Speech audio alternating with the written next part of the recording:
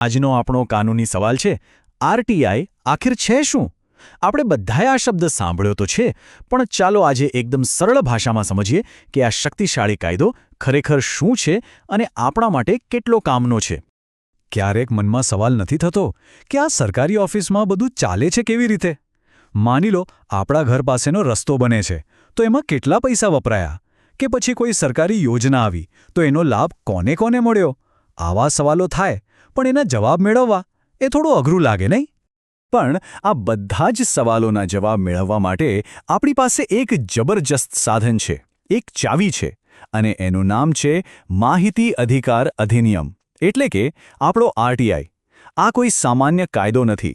આ એ હક છે જે આપણને, એટલે કે સામાન્ય નાગરિકને, સરકાર પાસે સીધા સવાલ પૂછવાની તાકાત આપે છે. તો ચાલો એકદમ સીધા મુદ્દા પર આવીએ. આરટીઆઈ છે શું? જો એકદમ સરળ ભાષામાં કહીએ તો આ એક કાયદો છે જે ભારતના દરેક નાગરિકને કોઈ પણ સરકારી વિભાગ પાસેથી માહિતી માંગવાનો અધિકાર આપે છે.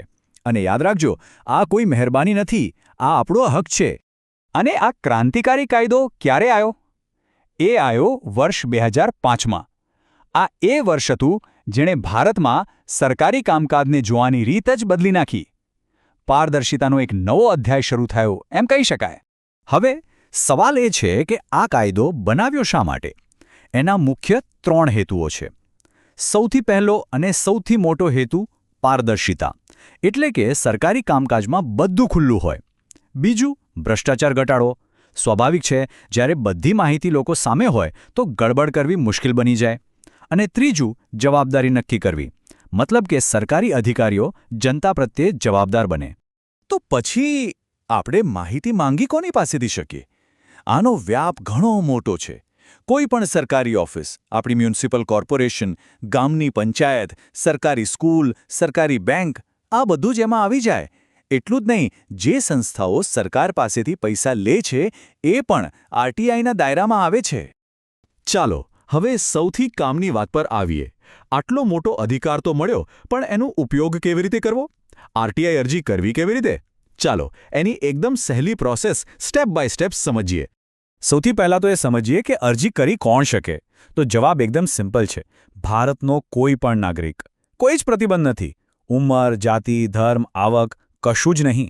પણ એક વાત ખાસ યાદ રાખવાની, અરજી કોઈ કંપની કે સંસ્થાના નામે નહીં, પણ હંમેશા કોઈ વ્યક્તિના નામે જ કરવી પડે છે. આખી પ્રોસેસ ખાલી 4 સિમ્પલ સ્ટેપ્સમાં છે. પહેલું સ્ટેપ, એક સાદા કાગળ પર સ્પષ્ટ રીતે લખો કે તમારે કઈ માહિતી જોઈએ છે. બીજું, આ અરજી જે તે વિભાગના જન માહિતી અધિકારી એટલે કે પીઆઈઓને મોકલી આપો. ત્રીજું, એની સાથે જે નક્કી કરેલી ફીસ છે એ ભરી દો. અને બસ. ચોથું સ્ટેપ, જવાબની રાહ જુઓ. કાયદા પ્રમાણે વિભાગે તમને માહિતી આપવી જ પડે છે.